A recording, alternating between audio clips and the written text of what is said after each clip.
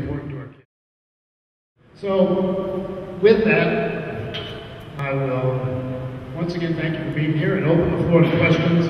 You have cards there. If you want to fill them out with questions, give them to one of the staff, and we do have a microphone. If people just want to stand up and spontaneously ask questions. Let me first address one because I know many of you are interested and it involves the VA hospital. I will give you the update that I know, which is, I think, pretty current. The VA is now analyzing 5 potential sites for the hospital. 3 of them are in the suburbs. 1 is the existing facility in Zorn, and the 5th is downtown. A decision as to which site the VA chooses will be made around September. So we've got 6, 7 months to go before we know when it happens. If one of the suburban sites is selected, the target date for completion is 2016. If the downtown site is selected, the completion date is 2019, and the difference largely involves site acquisition and preparation, not the construction, but construction is a little bit of a difference, but depending on whether it's suburban or downtown, it's 2016 or 2019. And again, I have no inside information about where the VA may be leaning, but that's kind of the timeline that we're working with now. So with that, let's answer other questions. Good morning, Congressman. Good morning. My name is Dolita Pruitt, and I'm with the Muffler Point Marine Association. My question, first I would like to say, for my benefit, leave the hospital where it is and build a parking lot.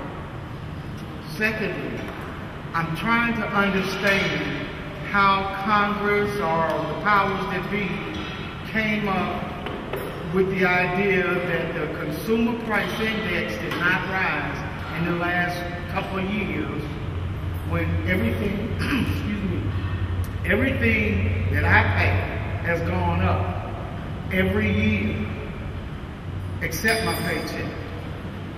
And then I get a letter in the mail a couple of weeks ago that says that my taxes are going up. My withholding tax out of my retirement.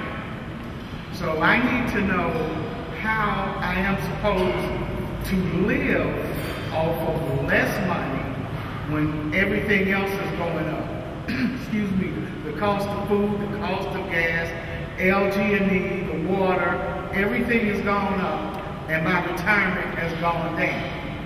And I just need to know how Congress came up with the idea that retirees don't need as much money to live on as whoever else, as Congress itself. All right, let me first comment on the question of withholding. That shouldn't be right. Actually, withholding should have gone down because under the bill that was passed at the end of December, everybody is paying 2 percentage points less on their Social Security tax than they had. So I don't know why your withholding would have gone up, but you can check with our office on that. Broader question, it's come up several times this morning. The cost of living index, which is used to predict, project Social Security benefits and other benefits, is done by a formula that Congress established about 20-something years ago. The formula emphasizes housing, energy, and food costs. It doesn't take into consideration as much many of the other costs of living. If you can just give it to my office, we'll look into it for you. I don't know enough about that specifically to deal with it. Thanks. Right, well, we've got people here that will look into it for you. Okay. In 2008, when gas prices spiked to $4 a gallon, everybody got a very, very large cost of living adjustment. It was 5.8%, I believe. Nothing else really went up that year, but because of that, just the gas price spike, everybody got a big cost of living index. Gas prices went down after that, food prices went down, housing costs went down. So this is the formula that's being used. Therefore, there wasn't a cost of living adjustment in 2009. Instead, everybody should have gotten a $250 check to make up for it, Social Security recipients. And then because the formula said there was no cost of living inflation, the same thing happened in 2010. What we need to do is go back and revisit the formula, because the formula doesn't reflect all the other costs of living. It doesn't affect your cell phone usage. It doesn't include your cell phone usage. A lot of other things that are part of everyday life now. So we need to revisit the formula, but until we do that, we're stuck with the formula that's in the law. And if gas prices stay high this year, spiked up over the last month. If they stay high the rest of the year, there'll be probably a more significant cost of living increase announced this fall. But we'll have to see. But that's the problem. This is a formula that's been in place for a long time. It needs to be revisited and revised. I have a question from James R. Fox Sr. What impact will the new budget have on veterans benefits and the Office of Veterans Affairs? Well, first of all, there is no new budget. We didn't pass a budget for this fiscal year. The fiscal year that began October 1st of 2010 and goes to September 30th. We're operating under what's called a continuing resolution, which basically means we authorize the government to go forward at the levels that were in effect, the spending levels that were in effect for the prior fiscal year. So we're dealing with 2010 fiscal year allocations. The latest continuing resolution expires next Friday, March 4th. If we don't pass something by then, there is no authority in place to spend any money. So the government would shut down, except for vital services. But there are a lot of checks, like the ones we've been talking to, that wouldn't go out. It would be a disaster for the country. What I believe we'll do next week is to pass some kind of a compromise. But to keep the government going for a month until we actually can revisit some of the cuts that the House made. Now, the House, last week, as you may have heard, passed $61 billion worth of cuts to 2010 levels. They cut programs, in my opinion, that affect the people who are in most need. Heating assistance for low-income citizens, the WIC program for kids in poverty situations, food nutrition programs for kids, cut public television, cut enforcement of environmental laws, and as I mentioned in my remarks, it cut $75 million from some veterans housing programs.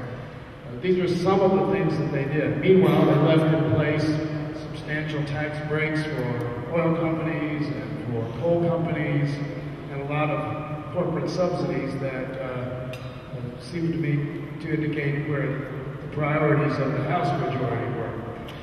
This bill will not pass the Senate, and the President would veto it. So what you heard that happened last week is not really important, because it's not going to be in the final allocations for the rest of the year. However, we are going to continue to have this fight, because we go immediately, once we figure out how to fund the government through September 30th of this year, we go into the budget debate for the following fiscal year. And the President put forth his budget just a couple weeks ago. The Republicans are going to put a counter budget forward in April, and we're going to have a fight. And in the House, we're going to have the same conflicts that we just did on the floor last week. The question is going to be who suffers as we try to bring this budget back into some sense of balance. And I'm going to be fighting to put the cost, most of the suffering, on the people who can afford to suffer, and not on the people who can least afford it. But that's going to be. I really doubt, to be kind of parochial here, I really doubt that anybody is going to have the nerve to cut veterans programs as part of the ongoing budget process. So I'm not as concerned about veteran support as I am about some of the other fights that we're going to have. You want to get up at the top? Yes. Oh, you're good. Years ago, when I retired from the Air Force, my insurance to go to veterans was free for my hospitalization. Now they use my wife's insurance to cover the things that they told me I would always be taken care of because of my disability. I'm wondering, how did the Senate allow this to happen to where we have to use other people's insurance or pay money out of our pocket for what they promised us when we went into service, that we would be taken care of? Well, I'm not in the Senate, but this is something that is an ongoing battle as the Pentagon and the VA try to deal with rapidly increasing medical costs. The demand for services and the cost of those services is accelerating at a rate beyond what this country can afford. It's unfortunate, but you're seeing it across the spectrum of healthcare. The VA and the Pentagon and TRICARE have tried over the last few years increasingly to ask veterans and active duty military to pay more, a greater share. We wanted to raise the premiums and so forth. We fought off some of that in Congress, but we're not going to be able to fight it off for very long. And it's one of those facts of life. There are a lot of promises that were made 20, 30, 20 years ago that the country can't afford anymore. That's just the sad reality of it. Just at the VA here, over the last 2 years, each year, the number of outpatient visits has increased by 20,000. It's 20,000 from 2008 to 2009, 20,000 more. So it's now, it went from 280,000 to 280,000 to 325,000. That's the number of outpatient visits a year. So it's increasing. Again, the usage, the need is increasing, the cost of providing those services is increasing, and the revenue supporting the programs is not increasing. The math doesn't work. So it's unfortunate, but it's happening. It's the problem with Medicare, it's the problem with Social Security, it's the problem with virtually every program that we have. The need and the cost are increasing while the revenue is not. I'm one who believes that we should have raised taxes on the wealthiest Americans, and we could help defray some of these costs, but we couldn't. The rest of the Congress wouldn't do that. It's been a great morning. I've enjoyed it thoroughly. It's a great honor to represent so many patriotic, wonderful citizens, and I hope to join us next year for the 6th annual African American Veterans Breakfast. Thank you all.